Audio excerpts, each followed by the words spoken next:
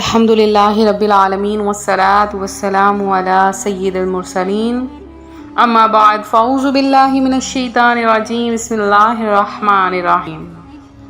روحانی وظائف چینل کی جانب سے تمام معزز ناظرین کو السلام علیکم۔ روحانی وظائف چینل لایا آپ کے لیے ماہ رمضان المبارک، جو کہ بہت ہی برکتوں والا مہینہ ہے، اس کا چاند کا ایک ایسا عمل کہ جس کے کرنے سے اللہ تبارک و تعالی آپ کے لیے رزق کے دروازے کھول دے گا، آپ کی تمام پریشانیوں کو خوشیوں میں بدل دے گا، آپ کے نصیب کو چمکا دے گا، آپ کا نصیب ایسے جگمگا اٹھے گا جیسے اندھیری رات میں 14ویں کا چاند ہوتا ہے۔ ماہ رمضان المبارک کی آمد ہونے والی ہے، اور بہت سے ملک ایسے ہیں، کنٹریز ایسے ہیں جہاں پہ رمضان المبارک کا چاند نظر آ چکا ہے۔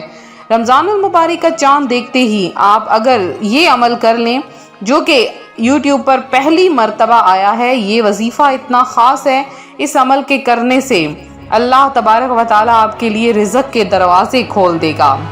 ماہ رمضان المبارک کی برکتوں کے تو کیا ہی کہنے ہیں کہ پیارے آقا صلی اللہ علیہ وآلہ وسلم نے فرمایا ہے، جس شخص نے کسی روزہ دار کو افطار کروایا تو اس شخص کو بھی اتنا ہی ثواب ملے گا جتنا ثواب روزہ دار کے لیے ہوگا، اور روزہ دار کے اپنے ثواب میں سے کچھ بھی کمی نہیں کی جائے گی۔ رمضان المبارک وہ مقدس مہینہ ہے کہ جس میں نبی کریم صلی اللہ علیہ وآلہ وسلم نے اس کے بارے میں فرمایا کہ یہ برکتوں کا مہینہ ہے، اور قرآن حکیم میں ہے کہ مسلمانوں تم پر روزے اس طرح فرض کر دیے گئے جس طرح تم سے پہلی امتوں اور قوموں پر اس سے پہلے فرض کیے گئے، تاکہ تم تقوی پیدا ہو۔ چنانچہ ہمیں چاہیے جب اللہ تعالی ہمیں سعادت عطا فرمائے کہ ہم صحت کی حالت میں رمضان المبارک کو پائیں اور کوئی سفر بھی درپیش نہ ہو، تو پورے احترام کے ساتھ روزے رکھیں، اور روزے کی برکات حاصل کرنے کے لیے دن بھر ایسا طرز عمل اختیار کریں جو تقوی کے تقاضے پورے کرے۔ اگر تقوی کے تقاضوں کو ملحوظ رکھا جائے تو روزے کا کوئی فائدہ نہیں۔ حضور صلی اللہ علیہ وآلہ وسلم کا ارشاد ہے، روزہ رکھ کر بھی جو شخص جھوٹ اور لغو بات کو نہ چھوڑے تو خدا کو اس کی ضرورت نہیں کہ انسان اپنا کھانا پینا چھوڑ دے۔ کیوں ماہ رمضان وہ ہے جس میں قرآن اترا، جو بنی نوع انسان کے لیے ہدایت کا ذریعہ ہے، جس میں ہدایت کی کھلی نشانیاں ہیں، اور جو حق و باطل کے درمیان فرق واضح کر دیتی ہے۔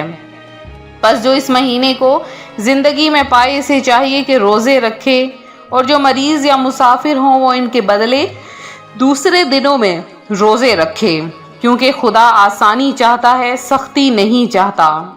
حضرت عبداللہ بن عباس رضی اللہ تعالی عنہ سے روایت ہے، انہوں نے رسول کریم صلی اللہ علیہ وآلہ وسلم کو یہ ارشاد فرماتے سنا کہ جنت کو رمضان المبارک کے لیے خوشبوؤں کی دھونی دی جاتی ہے، اور شروع سال سے آخر تک اسے آراستہ کیا جاتا ہے۔ جب رمضان کی پہلی رات ہوتی ہے، عرش کے نیچے سے ایک ہوا چلتی ہے جس کا نام مشیرہ ہے، اس کے جھونکوں سے جنت کے درختوں کے پتے اور دروازوں کے حلقے بجنے لگتے ہیں۔ جنت کے دروازے حضور پاک صلی اللہ علیہ وآلہ وسلم کی امت کے لیے کھول دیے جاتے ہیں، اور جہنم کے دروازے بند کر دیے جاتے ہیں، اور جبرائیل علیہ السلام کو حکم ہوتا ہے کہ سرکش شیاطین کو قید کر کے گلے میں توق ڈال کر دریا میں پھینک دو، تاکہ امت محمدی صلی اللہ علیہ وآلہ وسلم کے روزوں کو خراب نہ کرے۔ حضور اکرم صلی اللہ علیہ وآلہ وسلم نے یہ بھی فرمایا، اللہ تعالیٰ ایک منادی کرنے والے کو حکم دیتا ہے کہ 3 مرتبہ یہ آواز دے، ہے کوئی مانگنے والا جس کو میں عطا کروں؟ ہے کوئی توبہ کرنے والا جس کی میں توبہ قبول کروں؟ ہے کوئی مغفرت چاہنے والا کہ میں اس کی مغفرت کروں؟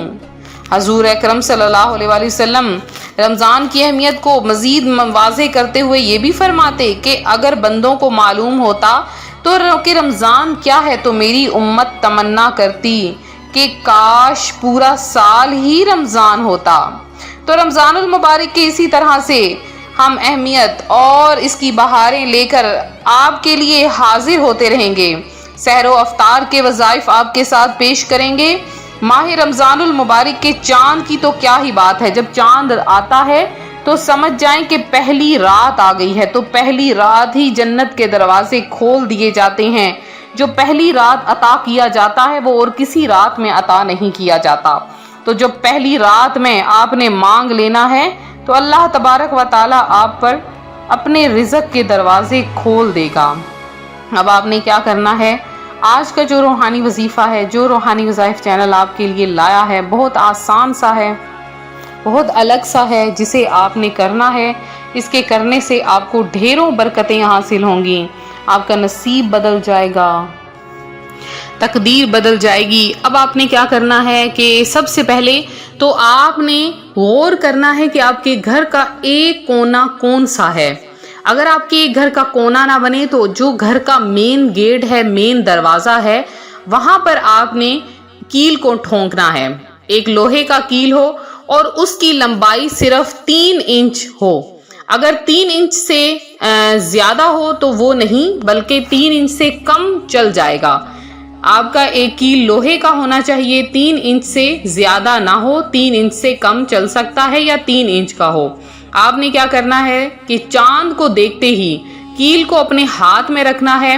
اب آپ نے کیا کرنا ہے، 11 مرتبہ درود پاک پڑھنا ہے۔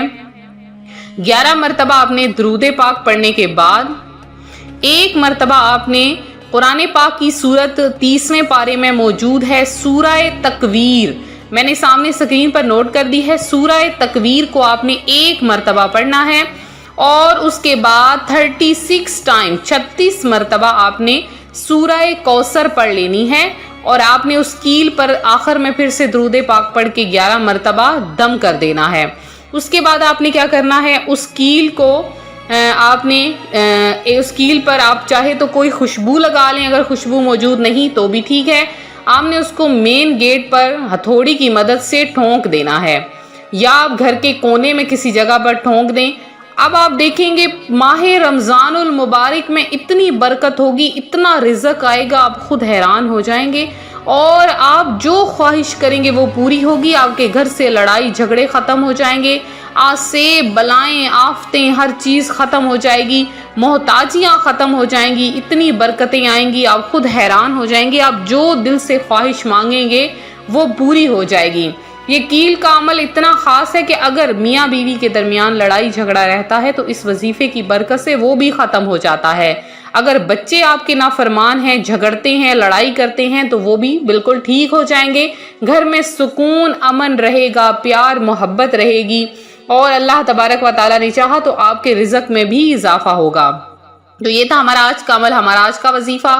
روحانی وظائف چینل کی جانب سے آپ سب کو رمضان کا چاند بہت بہت مبارک ہو۔ دعاؤں میں اپنا نام ضرور لکھوائیں۔ ملتے ہیں اپنے اگلے وظیفے کے ساتھ، فی امان اللہ۔